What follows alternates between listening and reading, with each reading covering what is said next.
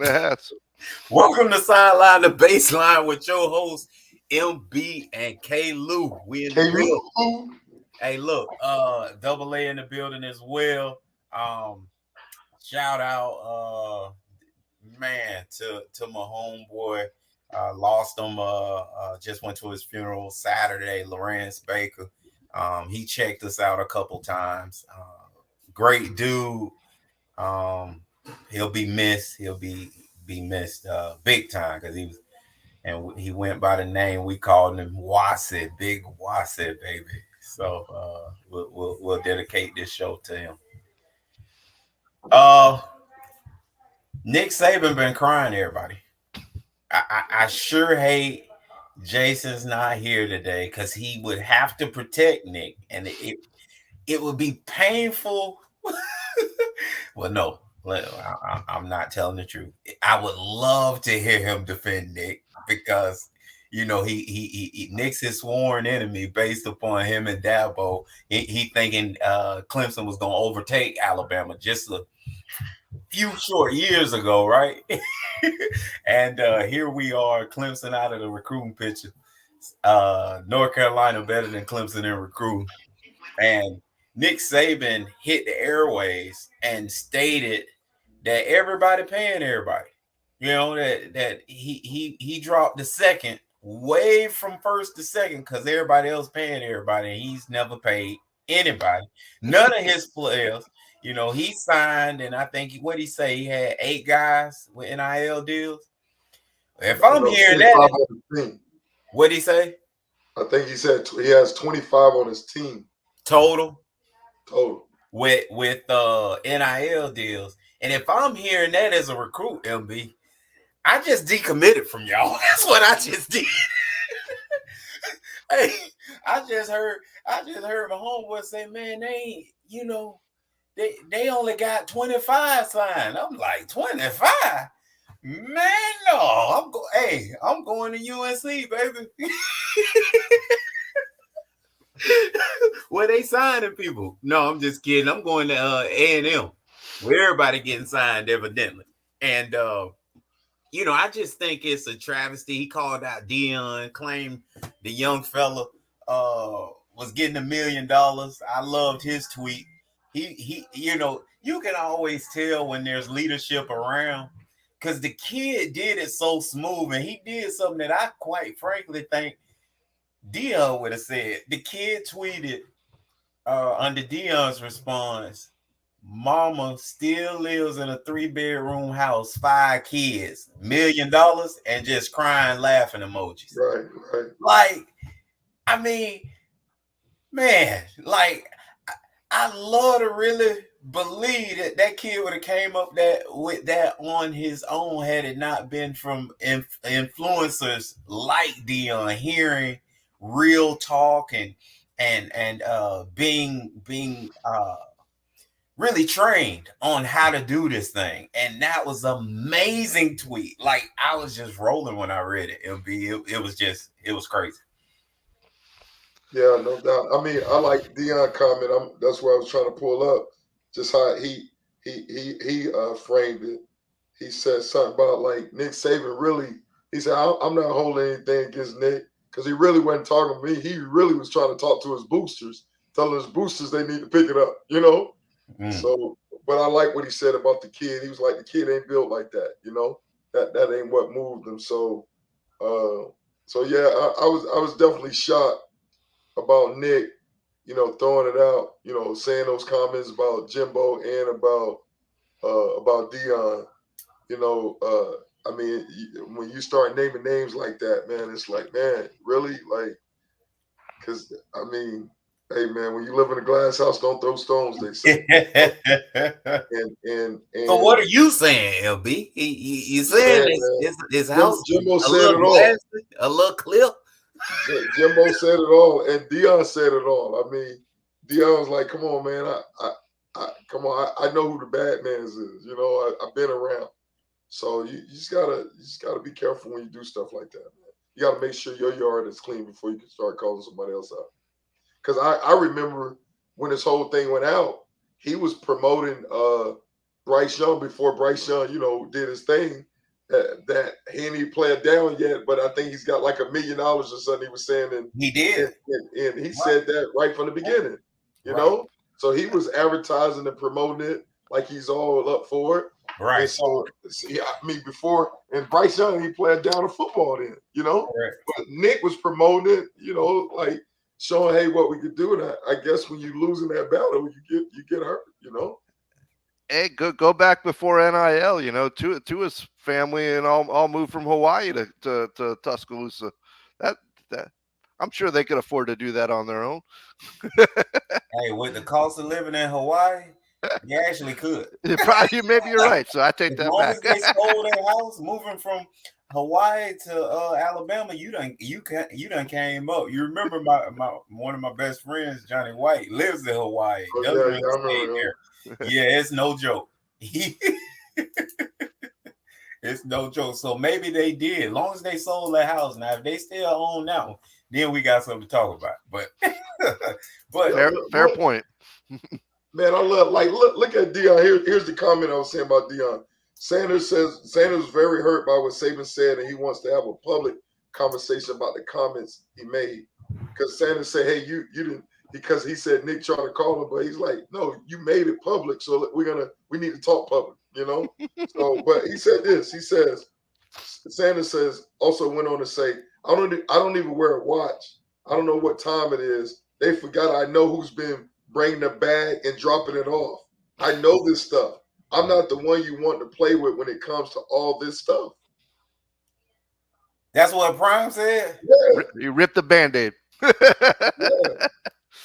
That's what he said. That's one of the comments. I'm trying to find this other article because he said some more stuff. I mean, Prime kept it real. He kept, like he's gonna always keep it 100.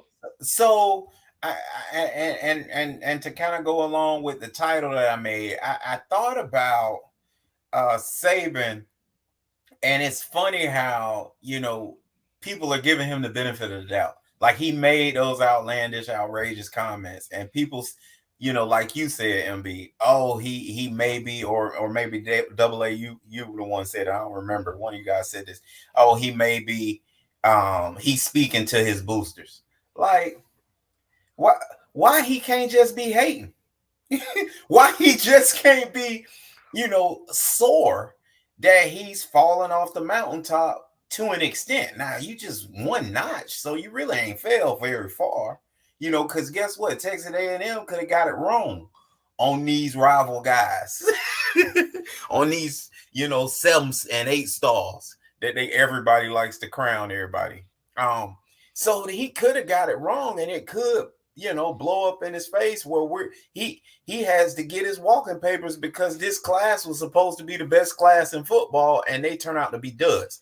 We're not even to that point yet, and everybody's already like, Saban, there's something going on behind the scenes why he's doing this. You know Nick's working a different angle. No, he ain't working a different angle. He's upset. And we talked about this. We said, look out for the schools with money that really backs their programs, like, the T-Boone Pickens of the world. You know what I'm saying? That's going to make it happen. The Jerry Joneses of the world that really love their schools. They're going to make it happen. And somehow Nick, to me, didn't believe it. And now all of a sudden, the guy who is funny to me, the guy who's in the lead right now, if you look overall, is crying foul and saying, hey, let's reel this thing back in and let's put some parameters on it. Well, yeah, he actually had to go back and do his job again. He got complacent sitting high on the hog, you know. But it's not like Alabama don't have the money to go do this, so why not create some small little fake little companies like the rest of these people are, or more car dealerships and pay these players? What's the big deal, Nick? Well, he's claiming he's not like that. He doesn't want that kind of program. Um, that's why I think he's really sitting there thinking that he can, it's like Coach K when Coach K spoke out, early on against the one and doneers. I'm not doing that. Around here we want to get guys that want to be here. And what happened? 2 years later, we getting them just like everybody else. So hey, you, hey, I heard this on a movie one time. You better join in or join out, because this thing gonna keep rolling. Yeah, and I think also with that same vein, like you talked about how from a offensive standpoint, how he was, didn't want to go through the upbeat offense, da da da da. But you see him like he made the adjustment, Right. Spurrier, So let's go. yeah, so it's definitely I can see him, because this whole thing can get out of control. I mean, it's no restrictions to this. It's everybody got a whole different set of rules, and so he's crying wolf right now. But like you said, that's why I go back to that Sanders comment where he said, "Hey, Coach Saban wasn't talking to me. Coach Saban wasn't talking to Jimbo Fisher. He was talking to his booster. He was talking to his alumni. He was talking to his givers. He was trying to get money. That's what he was doing. He was just using us to get to where he's trying to get to. So eventually, that whole slogan, "If you can't beat him, you join them." Maybe that's part of it as well. So why did like you said though, MB, you said earlier that Dion said that he wanted to have this conversation. Nick Saban did reach out to both guys and try to apologize, behind the scenes. And I agree with Dion. Like, I can't stand when people do that. And, I'm gonna call you out, MB, in front of everybody. And then when I apologize, I'm sorry, MB, I want to call you. Hey, man, really want to apologize for what happened. Like, so I again, that's why I don't buy into that. Like, I don't buy that any of that was a mistake. I think he's hearing from, whomever that's what's going on at Texas A&M, and he blew the whistle on it on purpose. Like, his whoever's came back to him and say, "Coach, we lost those 3 recruits to Texas A&M, the ones they've been winning in the past, because this one got 600,000, that one got 200,000, that one got 300,000," and that's what he's received back. So that's what he's saying. They bought and paid for. Who, like, and I agree with Jim. Jimbo shouldn't let up, because he keeps coming out with comments. He shouldn't let up and completely dismantle, this old Newt Rodney, Vince Lombardi type aura that Nick Saban is carrying. Even Spurrier jumping in on the bandwagon. Yeah, Spurrier is jumping in and supporting it. Like, the old ball coach came out of retirement and supporting it. He's like, "Hey, is he lying?" Correct. Because allegedly they hold into this outfit that they've never stepped out of bounds, that these players just decided on them because they were great coaches. I mean, yeah, to an extent, Alabama walks on campus, and yeah, those kids, they see winning. They want to be there. But these kids still got the other 300 schools wanting them. They still got that. And they can play against you at Auburn. They can play against you at Clemson. Like, it's still, like, as we know, there's something that's making them choose. And I'm sorry to say, Nick, it ain't you.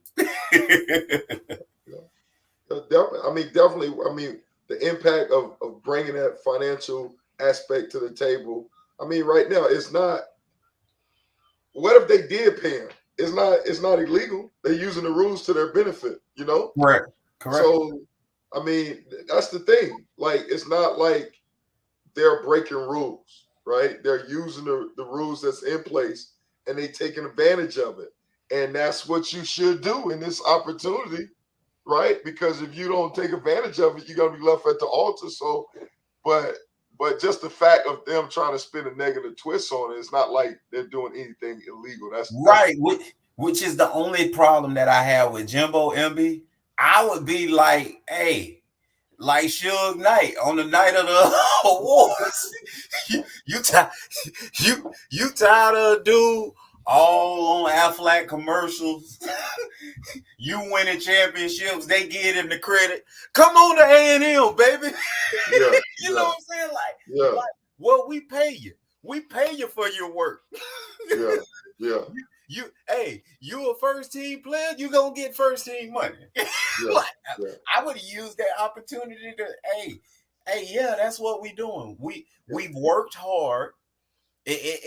Listen, I'm gonna spin it like this, MB. We've worked hard and pounded the pavement to make sure our guys are taking it full advantage of this NIL stuff, and we want coming here. We're gonna make sure we do everything in our power to give you an opportunity to get deals, the deals that you would like to have. So that's how Exactly. I'm gonna sell it, MB. I'm gonna No make doubt.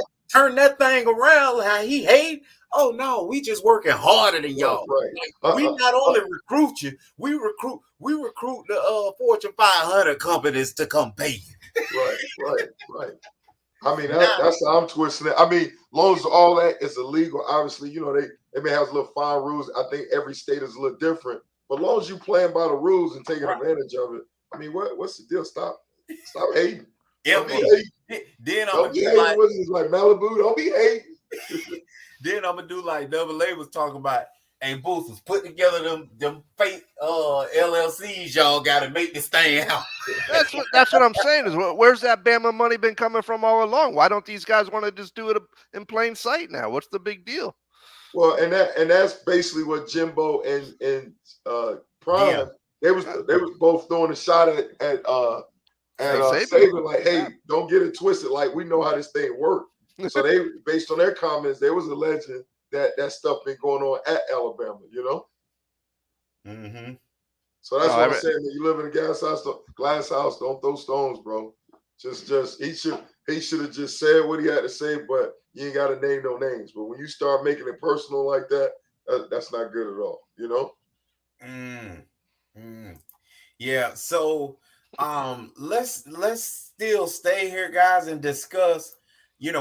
Where do we think this thing? Because obviously, when a big time biggest coach in football right now speaks, the conversation starts to happen, not just amongst the sports world, but now politically. Remember, that's where this thing was forced to go. So now, do we think that politically, whether it's the highest court in the world, the Supreme Court, gets involved? Do you think somebody tries to push something to that level? Do you think politicians locally, statewide, try to start putting together some kind of parameters, or is this thing? Because we know the NCAA is backed out. Like they said, hey, we told you, y'all decide and come up with the rules.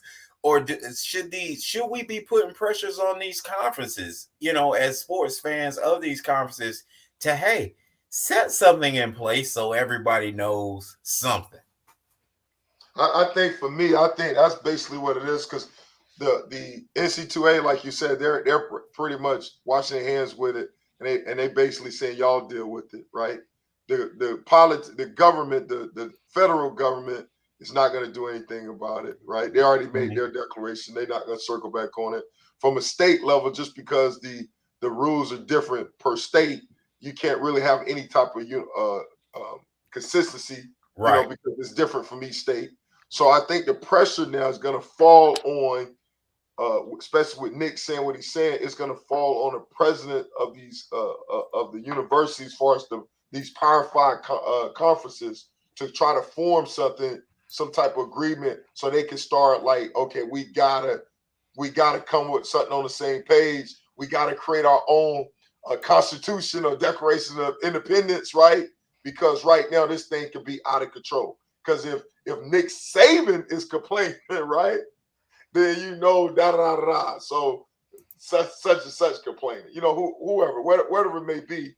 But I see, based on his comment, I think it's putting pressure on the presidents of the universities, and then also these conferences, Power Five conferences, forcing them to say, okay, what can we come up with, something that's uniform, that's like a salary cap in the NFL, to some degree.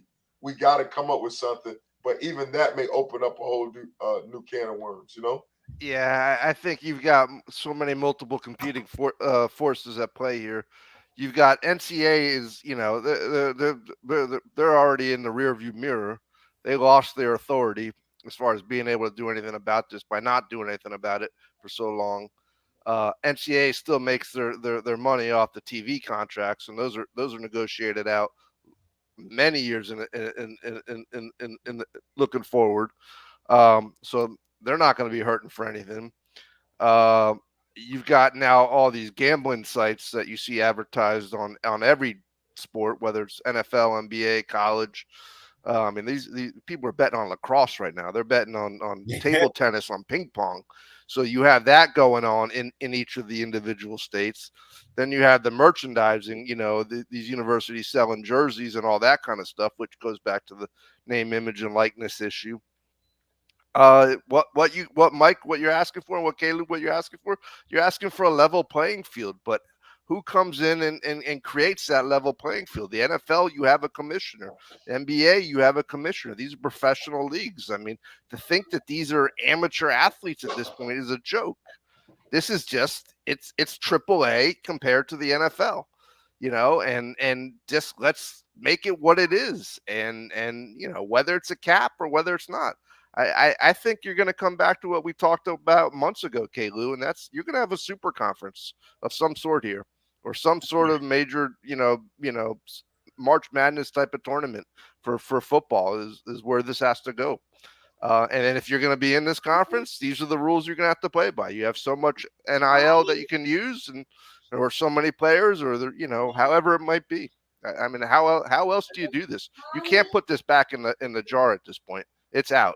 I mean, when Nick Saban throws up his hands and saying, "Hey, I got to go adapt now again. I don't know what to do." We're in the wild, wild west at this point. Yeah, I hear you, Double A. I hear MB as well saying, got to find a way to make this a level playing field. But has it ever been? You know what I mean? Like, and so I think the spoils are gonna go to the guys who win the war, and the war is financial. And I remember saying, "Hey, look out for Oregon." Guess who the first person made a splash? Oregon paid their guy. Nike got involved. I'm still waiting on these California teams to realize UCLA, USC, and Silicon Valley to really start pouring in. Like, I think all that stuff is coming. Stanford gonna get involved with Silicon Valley getting involved. I'm looking. That was the exciting part about this. I was trying to guess who the teams were going to be at the time because of what was going to go on. And I don't think it's going to change no matter what kind of level playing field they're going to try to create. At the end of the day, you got certain boosters that, have the wherewithal financially to do more things than other, situations. Just like Dion immediately said, like you said, MB, you ain't talking to me. Our whole budget is $1 million. What you just said? Yeah, I was like, I don't even make $1 million. Which was very disrespectful again, and I'm not giving Nick a pass for that. Because for you to not even do that much digging to realize that they ain't even spending that for the program, and you talking about one guy getting it, so it just doesn't make any sense. Don't forget, Nick's a state employee, the highest paid state employee. Well, technically he is. You know how it does, yeah, because probably majority of his money is coming from, not even from the university. Of course not. How they do, how they break up those deals. Nike contracts, stuff like that. But, right. Yeah.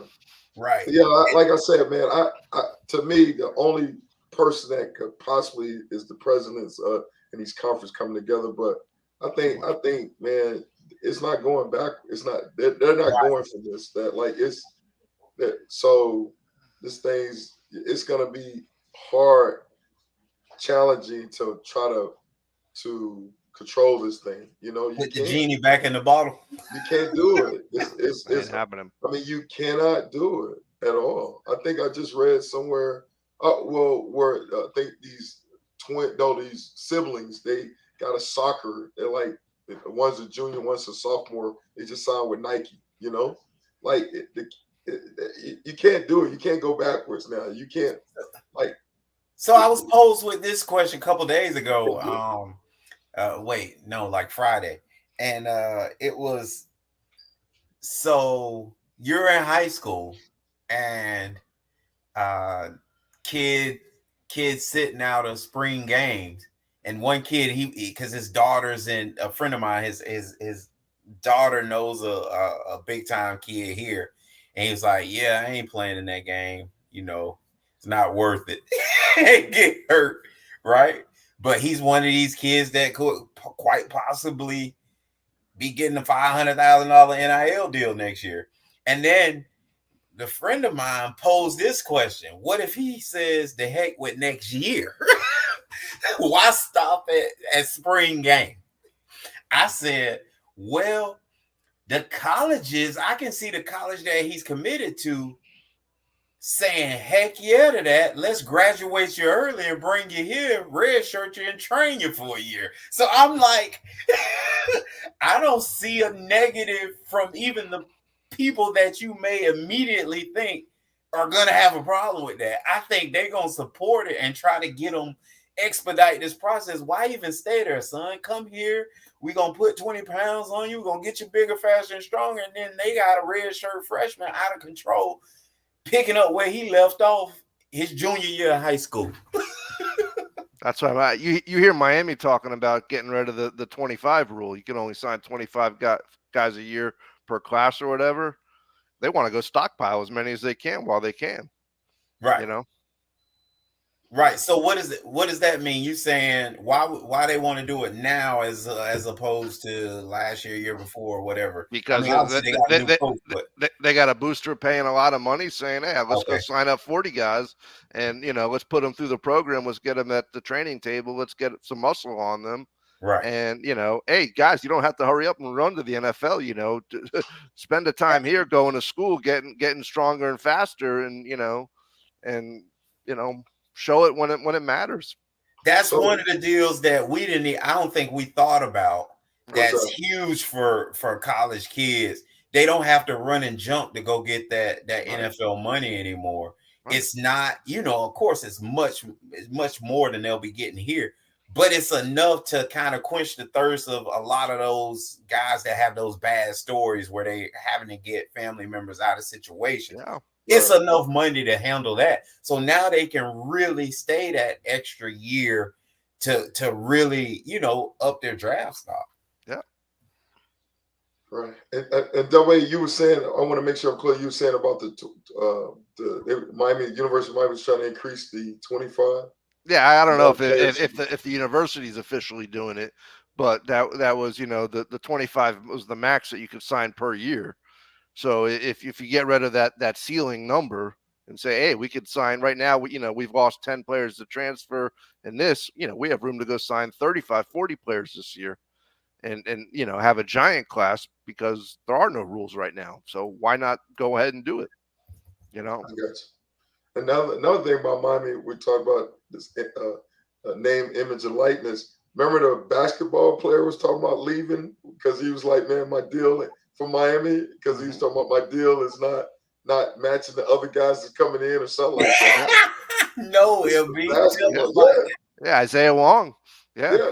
Like he wanted, based on whoever deal, however they're setting up. I don't know whoever the main point guy that was setting up that's independent of University of Miami, but he's the guy that hey, I want to set these things up for you, and for Miami players, for the language I understand. That way, you know more about it. Well, he signed with that same guy. He already had a deal with him, and so he got jealous because some new young guy was coming in or a transfer.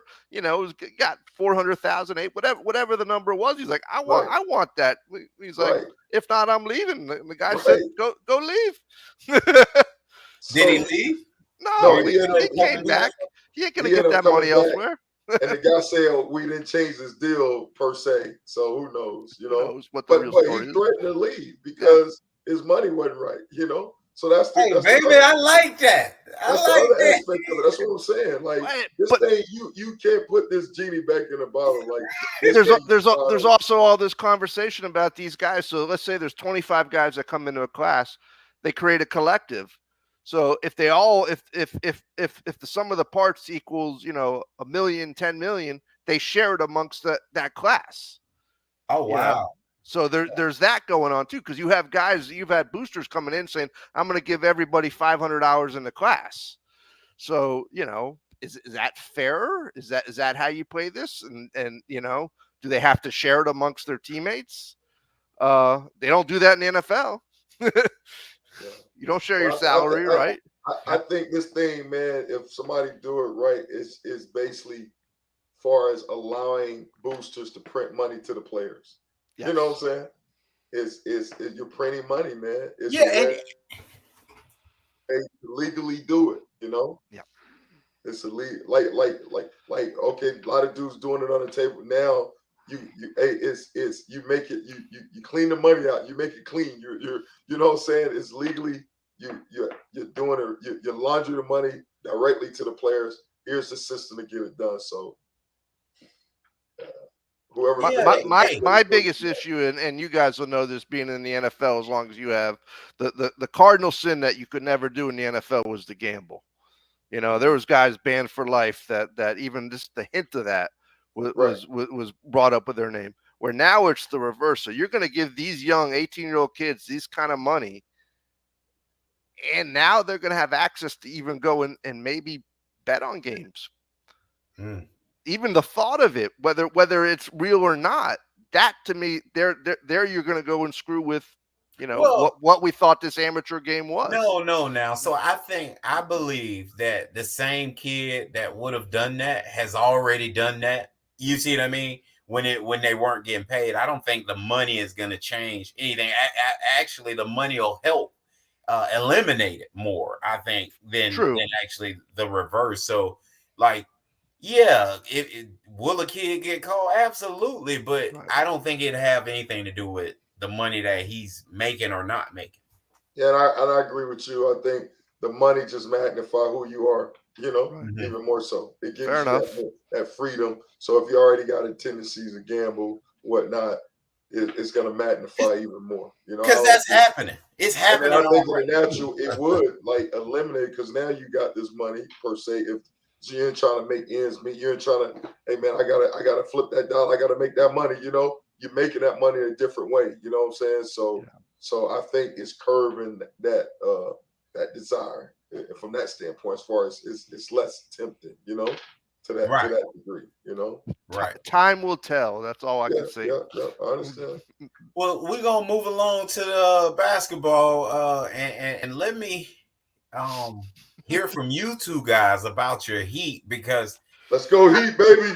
I'm starting to believe that whoever comes out of the East, gonna be limping so bad it get blown out anyway. That's the problem. Like, I mean, I just read Tyler Hero's definitely out. Jimmy is going. He gonna try to play, and then you know Tatum went out last game. Smart went out last game. Horford didn't play. Like, what are we doing here? Like what? Where are we? Who? You know, we don't know what team's gonna show up in the finals. Meanwhile, Phoenix ruined everything because Golden State just had a cakewalk in the Western Conference Finals. Right. So they're gonna be sitting home resting with their feet up. Yeah. You know, waiting. Yeah. Well, I mean, but they dealt with it. I think this league this year obviously has been a lot of injuries, right? And for most of all like they came out, the commissioner said, man, that's the thing. A lot of our superstars have been hurt. So, but you're right. Now this is the timing of it. Now you see, because Golden State, they just Porterman got hurt his foot. No, Porter, right? Not Porter, he hurt his foot. Obviously, it's not Curry, but Curry, we just remember he just really got back the last series, right?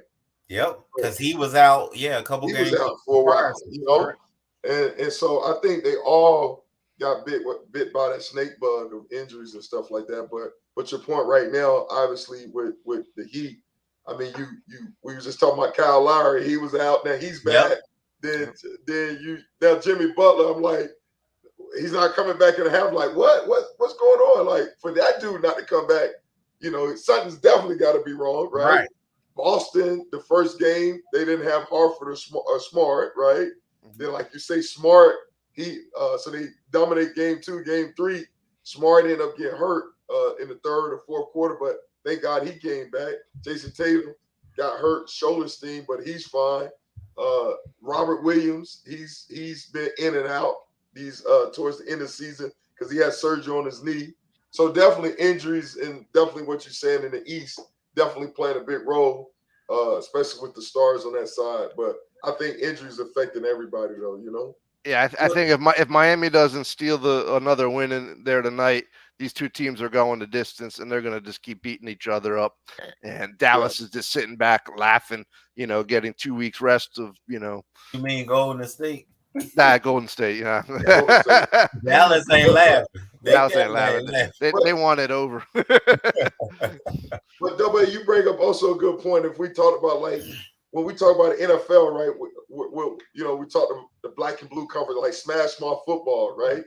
Both of these teams are known for their defense, and they're playing physical to some degree. You know what I'm saying? And traditionally, the East is black and blue. Yeah, exactly. So that could also indirectly, play a little role in it, as well. Who knows? That I guess this the NBA version of black and blue and banging. Well, you always say styles make fights. I mean, let's take out the injury issues. I mean, both these teams, are they going to give Golden State, or is Golden State, got too much, championship DNA, and it don't matter. Well, that's when you gotta take off your red colored glasses and really face the fact that the Celtics are a much better matchup than you guys, only because they can defend and score if need be. Where you guys you're gonna struggle to score with Golden State. I'm not saying you struggle to score at all, but you're gonna struggle to score that many points with Golden State, and they get hot. That's we've seen the Celtics be able to match, go blow for blow with teams offensively and give up on defense completely and just score. I think the Heat, let's face it, your style is smash mouth. If you're a football team, you run the ball and you play great defense. Like, that's what it is. Mm-hmm. So, like you said, style makes fights. Like, I just think, especially if you show up limping, like I think both teams will do. Like, whether the Celtics beat you guys or you guys beat the Celtics, I think both teams lip into the finals and have no chance because of that. So maybe I said a whole lot of nothing just then, but that's my belief. Yeah, I don't know. I was looking for it because I remember when I was looking at the matchup, and I was really surprised how well balanced a lot of these teams are from the standpoint of offense and defense. Like, typically when we think of, I know when I think of Golden State, other than the GOAT of the defensive GOAT of all time, Draymond Green. Yeah. I'm not thinking defense, but Golden State is in the top 10 in defense. Yeah. Right. Boston is in top 10, obviously top 5 in defense. Right. But Miami Heat, if I was trying to find it, their defense is right up there as well. Right. And I think their offense is not too far. I was trying to look for the stat. But so that's what I'm saying. It's kind of surprising just how balanced these teams are from a scoring and defensive standpoint. And so, we talk about styles make fights, but defense is definitely on the table, Well, if you remember, MB, when they went on that tear with Steve Kerr, when they went on that tear, he actually used to talk about a lot of people look at what we do offensively and think that's what's driving us. So he spoke about that way early on and how much they focus in. And that's what made me such a Klay Thompson fan, to be honest with you. Because as Klay was putting in work, and nobody was noticing he guarded the toughest guard on the opposing team every night. And so that's why I became a Klay Thompson fan. Now Draymond, he was guarding 5 positions. I think he's a very smart defender, and that's how he's able to do what he does. But you know how I feel about that triple single. he was saying in the post game that Mike Brown's been a big difference for them this year, is because he's their defensive coach. So, but he's saying they're playing more like the Heat have been playing this year, and that's sort of that matchup scramble, which is different from the way Golden State's been playing in years past, where they would stick on them. And he goes, that's really the difference for us this year. So it's.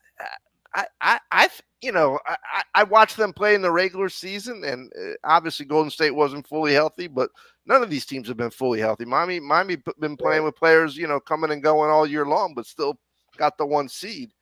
Can Miami slow them down?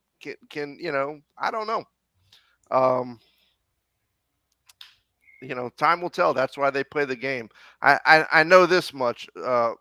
Pat Riley is some crazy genius sitting in the back there, and what he's put together with this team of 8 guys that are all undrafted. Don't roll your eyes. Come on, you love Krzyzewski, but you hate some Pat Riley, man. No, I mean, obviously he's a Laker to me, so right. So I'm a huge fan of Pat. The only problem I have is, it's a division that we thought had a clear front runner that imploded, trades happened. So that wasn't, and I never believed Milwaukee, not even last year after they were holding the trophy up. Right. So it was up for grabs. You know what I mean? It was an evenly matched. And I think Eric Spoelstra now should get, when he played in the finals in the bubble, he should be garnering so much respect that he never gets. And I just feel like what he's been able to do, obviously Pat Riley putting the pieces there, but then him making them work. And I just don't think he gets enough credit of probably being the best coach in the NBA right now. And that's I think a big deal. But I think if you look at what he's doing, it's Miami don't have bad seasons. It's just crazy. And we can never really name players, and we're trying to make Jimmy Butler a superstar. Like if you hear us talking all the time, but he's not even a league guy. He's a number 2 at best, and Eric Spoelstra's winning one. Yeah, I agree in the sense of with Eric, but I think so. You were saying that he doesn't get the respect because of Pat Riley. You think, is that what you're saying? Well, I just don't think he gets the respect around the league because he doesn't. It's like, he got more respect, seemed like, and this is crazy, when LeBron and Dwayne was there. You heard his name more back then than you even do now. And really now, at least since the bubble, he should be getting, him and Pat Riley, however you want to divide it, should be getting, like, they should be getting discussed every day on ESPN. You know what I mean? All they talking about is Boston. That's what I'm no, that's what I was trying to understand. Because when he brought up Pat Riley, I was trying to understand your point. Like if you were saying Pat Riley was stealing some of his thunder. No, I don't think. Either way, give it. Both of them deserve it. However you dish it out, but brag on somebody. But what we're not doing, we're not hearing their names. Like we're not hearing that there's a mini dynasty going on in the world of. We don't have any superstars, but we still getting there. We still making it happen with guys that are rejects from other programs that we get here and they buy in and we go with them. Yeah. I think he's definitely doing less with more. And I don't know. I definitely agree with you that he got more attention when LeBron and D Wade was there. Obviously, because those like elite superstars. Mm-hmm. And Miami don't have those elite superstars. They got that lower tier, right? So I think the spotlight not on Miami just because, like, you got to remind yourself, man, they're the number 1 seed in the East, So I agree with that, but I think if he can win with this type of team, I think he'll definitely don't take away anything he did from the bubble. I mean, to get there, but for him to win, I think that'll help him get the recognition and respect he deserves. Because I agree with you, he definitely deserves it. You look at his roster, you look at, I mean, this dude, he be changing up his roster when he don't have to. You know what I'm saying? Changing up his rotation. I mean, and MB, you look at even this matchup right now. He hasn't. What? Maybe the first round was the only round y'all were actually better than the team you were matched up against. Then you sweep the Nets, even though James Harden had happened and all that. They're still better, got a better roster than y'all. And you Sixers, yeah. Sixers, my bad. Riley bought all the groceries, right? It's him and his staff and their eye have been looking at talent for 40 years now, right? Spoelstra's the chef. He's putting it all together on a nightly basis. And, the guy that made my day listening to the post game after that last game was Isaiah, because he said two things. He goes, Marcus Smart, he goes, he was playing on a lot of adrenaline, and to come back and play like that, if anyone knows what an ankle injury is, that's impressive. But he also goes, in 2 days, Marcus Smart's ankle is going to be the size of a watermelon, because I don't care what doctor you are. When you sprain an ankle like that, that thing's gonna balloon up. And he goes, he ain't gonna be the same guy in game 4. And then Isaiah said something. He goes, I haven't seen a team play defense like us since the Pistons, and not the Rasheed Wallace Pistons, but Isaiah's Pistons. And he was tripping. He's like, he goes, I don't want to hear about Boston's turnovers. He goes, this Heat team's causing that. You've got Bam, who's all defensive. Tucker's all defensive. Lowry, if fully healthy, is an all defensive guard. Jimmy is a serious defensive player. So, I mean, you have almost an all defensive team out there. Are they a Golden State offensive team? No. So that's why I think if they even get to that spot, they might give Golden State some problems. They might, I don't know. It's an old fashioned 1980s, late 80s Detroit type of team is what I'm watching right now. Because Tatum, this guy looked like he was the next superstar, and man, did they make him look human the other night? Well, and that's why I'm trying to tell you guys we need to be slow from saying superstar unless his name Luka, right? Because they getting swept, right? But we sure know Luka the truth. You know what I mean? Like, he doing everything he can. And that's why I called out Tatum when Williams hit 7-8 threes that night. Like, you can't duck and dodge, man. I'm not impressed, because that wasn't your win. And I was hard on him because he needs to turn up, and he has to take this series over, or miss me with that superstar stuff again. Exactly. Miss me. The guy who's I'm more impressed by is Jaylen Brown. He's the more consistent. He hits no matter what in every game so far. So, Jaylen Brown, you think? It's not that he's got more upside than Tatum. Every time that guy he's hit in all 3 games. He's shown up all 3 games. Not even a question. Okay, both halves, every game. It took Oladipo doing some crazy stuff in that last game, and he still had 40 points. Yeah. That's impressive, So I don't know. I'm with my bias. I'm a Heat fan. I'm hoping they pull it off tonight, because I think if not, I think Boston or Miami, they're going to be so beat up by the time you get to Golden State. It's over. I think either way we're at that point already, because it ain't like you're gonna get rest. Right. You know what I mean? Right. Right. The Warriors are the one that's getting rest. The Warriors are going, but I mean, they're going with the sweep right now. Jimmy took LeBron to Game 6 in out of the bubble without Bam, and without at that time was his point guard. LeBron this game, man, stop it. He did. He had one game, man, and we remember you beat us, I think, game 1, and then we won, and then we went to sleep. We thought y'all was gonna lay down. We forgot. Pat Riley behind the mic. Eric Spoelstra is not gonna quit, but we thought y'all lay down, man. That's what that was all about. We had already started making plans for the parade. how we was gonna do it, televised with no fans. Remember, it was COVID. Then Yeah. we was just gonna show ourselves driving down. Hey, where we go? Rodeo Drive. Rodeo Just Drive. we was gonna just film us going down there. We wasn't gonna let nobody show up. Boy, that seems so long ago. Let's say with your Lakers, man. Who you like to see become Mark the head Jackson. coach? That's a good point. Mark Jackson. We done interviewed everybody, and I gotta be honest with you. I got to a point when we were about 3 weeks into it, and I'm like, man, this is a bit much. Like, come on, y'all, listen. But then I thought, too many times, MB, which is what got the NFL in trouble. Too many times we already know who the hire is. You know what I'm saying? Too many times we like it's not even like a guess. But right now, they've interviewed so many people, we don't know who they thinking, what the direction is.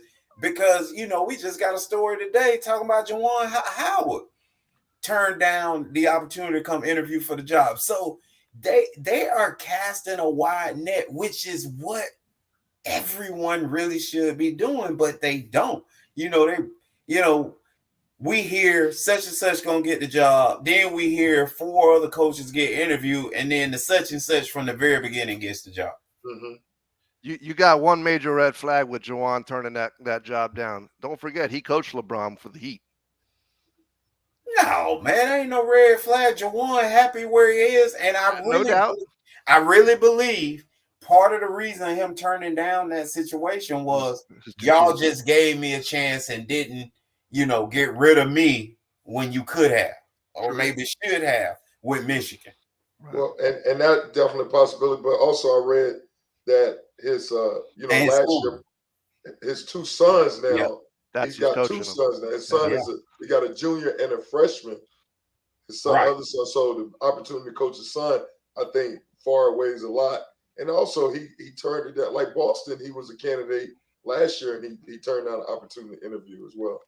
I was gonna tell you, K-Lou, I listened to Ray Allen the other day talking about he's coaching a private school down in Miami where his kids are playing. His kids playing at Gulliver MB.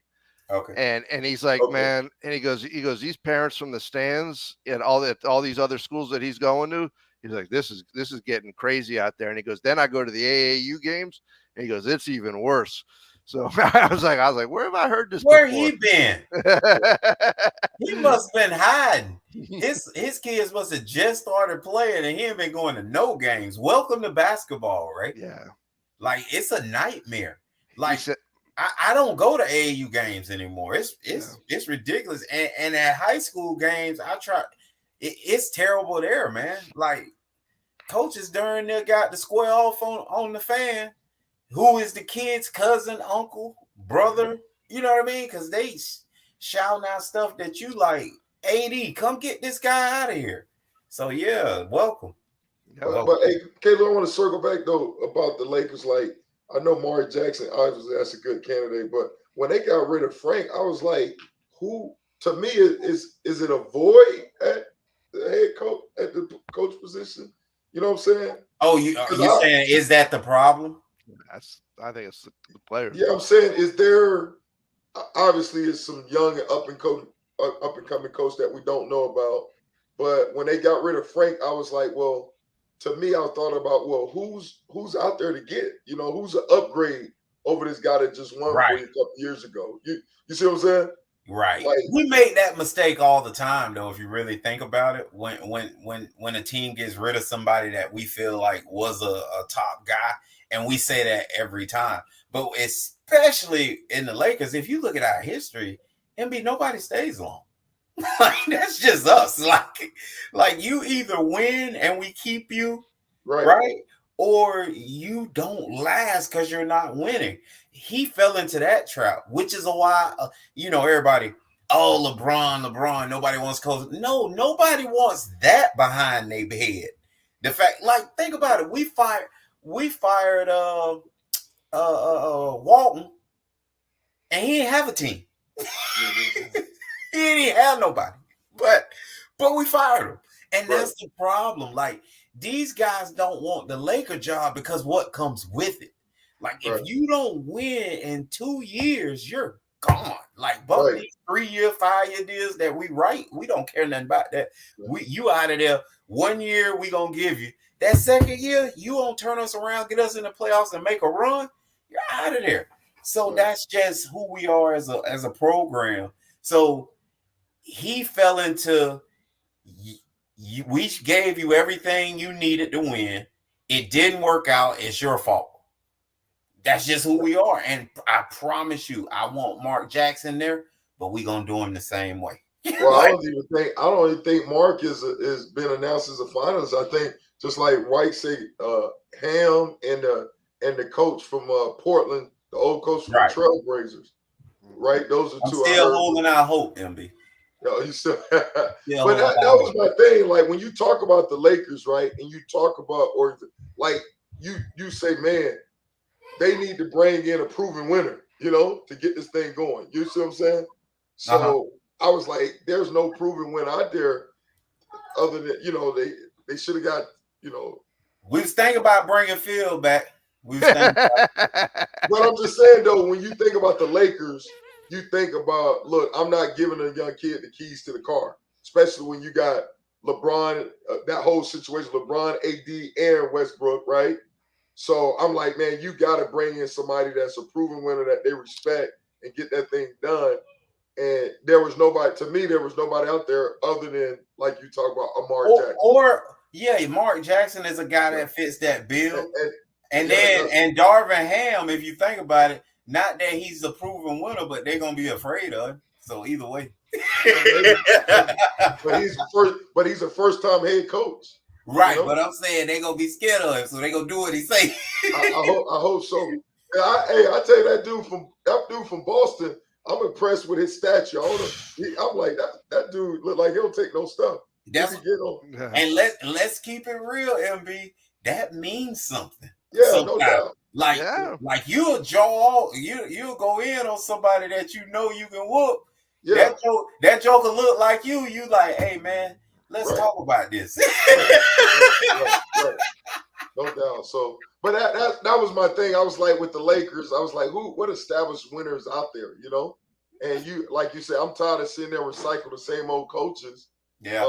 But I was like, that's why I say, man, with Frank, he got the short end of the stick. He became the fall guy, right? Oh yeah.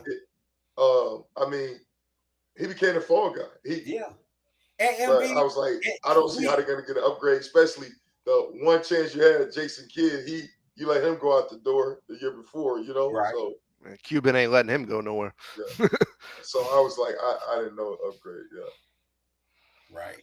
But hopefully Ham is that guy. But it's a first-time head coach again. Well, I don't want Darvin Ham. I really want to give Mark Jackson another shot because I think, TikTok on the clock, LeBron ain't gonna be LeBron, too much longer. So we gotta get a guy in that's been sitting here thinking about what they do with a team if they ever got a chance to do it again. I think Mark Jackson is that guy. And I just feel like we jump out of the box. He'd figure out a way to use Russell Westbrook. Why? Because he played the position. So it's and that's gonna garner respect from Russell as well. Like, look, this is what you need to be doing.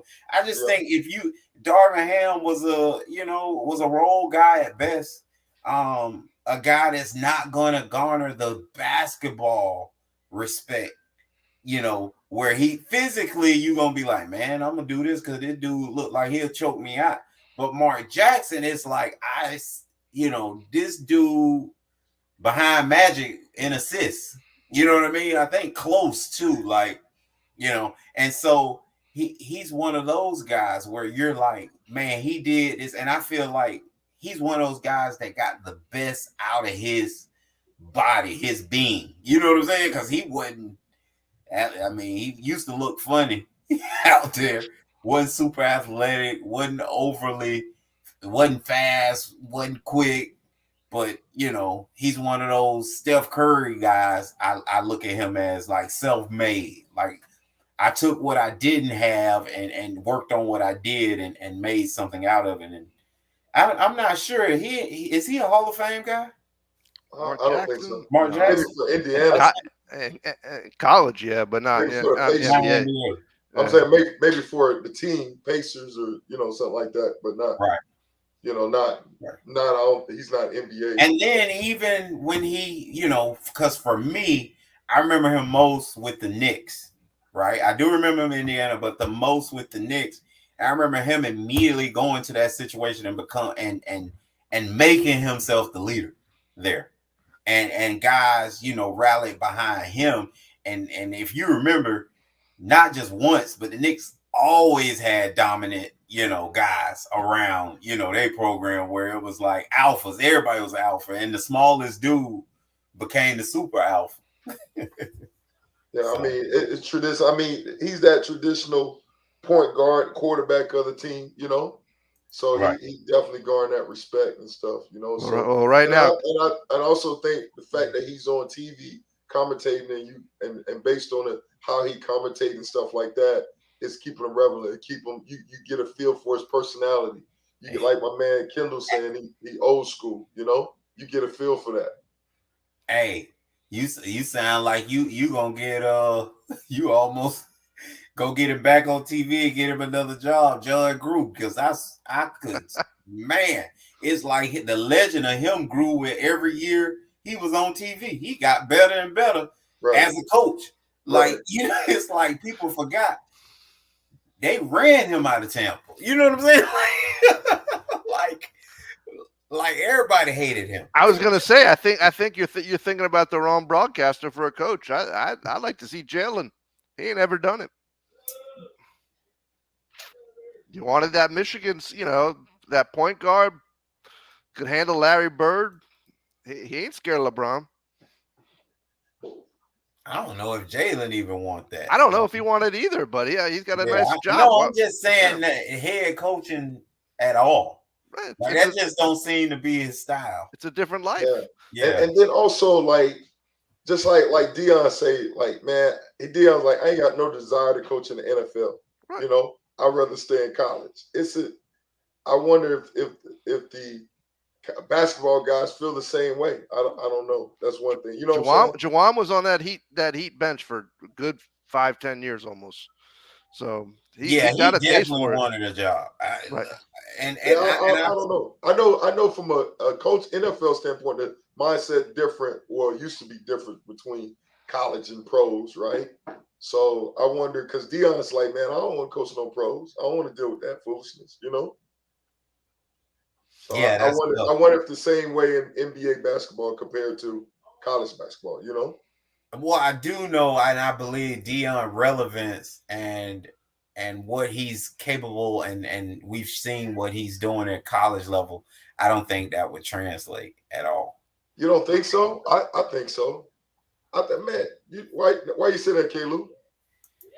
Cause you ain't recruiting guys. You got to depend on that bum GM to make it happen for you. Like it's a difference, and I mean, motivation is cool and all, but that's only what that lasts by through the first hit. Then it's over with. Like I just think it's about getting the best guys together and then them guys clicking at the right time and going on runs. And we watch it every year. We just, I don't know, I guess we ignore it. But it's no secret why, Tampa still was in it with another shot to be playing a Super Bowl again. Like they accumulated some of the best players and then they made a run. It's no shock why Green Bay has a chance every year because they got one of the best players in the you know what I mean? Like it's not like we're pretending here and don't know that if Goodell does what you guys think he's gonna do and not really punish Deshaun Watson that much, they sitting in the Super Bowl. Like, I mean, unless something catastrophic happens, they re-signed Jadeveon Clowney. They got the best other DN in the league in Myles Garrett. They got all the pieces on offense because that's why I told y'all Baker Mayfield was gonna get ousted because he wasn't able to do something with that. But Like, they're not either. they're not cutting him until they know what's going to happen with Deshaun, which Right, is but smart. I'm not even talking about. I said if it goes like you guys were talking last week with Deshaun, they're sitting in the Super Bowl, and so that's what I'm saying. Like it's to me, it's just not that hard when we're doing this, and I don't think it's any different. You know, for basketball, I think it's worse because it only take one or two guys. but okay, Kalo. So what I hear you saying because it's more moving parts as far as putting a team together. Correct. Correct. But I'm just saying, like to me, like like for example, you took Kyle Stranahan and you mastered what with John Lynch. Both of those got, Kyle got more experience as a coach, but John Lynch was new as far as he went from the TV booth to the front office, right? But these shops surround around good people to succeed as far as to put that team friend together. Like to me, like Dion, like if you get a good general manager, get a good person who can go do the good grocery shopping for you. Yep. To me, he's a good enough chef as far as getting the guys to play for him, as far as managing the team, as far as it's still trying to figure out, as far as his competent as a coach. But everything I saw, I'm like, okay, I see that. I like that. And so you see where my problem lies. It's not on nothing you saying, but how many times do they get that right? That part that you just threw out there, matching John Lynch with Kyle Shanahan. How many times do they get that part right? Most of the time they don't. That's what I'm saying. So I'm not. My money's not on Dion for what I think he wouldn't do. It's exactly what I said for the other guy that has to do his part. And let's face it, MB, that ain't easy. It's not easy, especially the way it's done when you're not accumulating talent that's already proven and you putting all your stock in this beautiful draft and consistently, like Cincinnati, that happened, right? Dallas happened.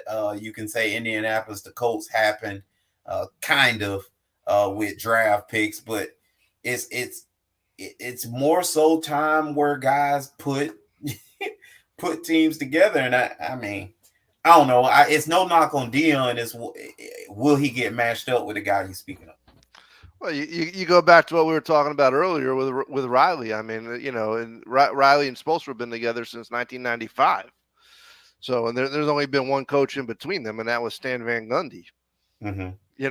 That's 27 years that those guys have been working together. They I'm sure they can finish each other's sentences and know what their philosophies are and know what they want on and off the court and what they want to put out there. So they're going to get it right most years than wrong. Obviously there's injuries and other things happen, but the Spurs had it. These stable organizations, the Patriots had it with Belichick. So. From what I see, the little bit I've seen on Dion, I think he could be successful at all levels. Got to surround around competent people, get it done. And from a team standpoint, they got to be committed on winning. Right. That's the thing. You got to be committed on winning. There's some organization out there that just do enough, right, just to keep the tickets. What I heard from Dion is he just didn't want to deal with professional athletes. He'd rather deal with kids at the end of the day. Right. That motivation thing is different. Right. But we appreciate y'all, man. It's time to wrap it up. We appreciate y'all for coming through, pulling up, hollering at us because you know us. From sideline to baseline with MB and K. Lou, Double A in the building. MB look like you back now. Yeah, he's back. Okay. Hey, we'll talk to y'all the next time. See you next Monday. We'll holler. Peace.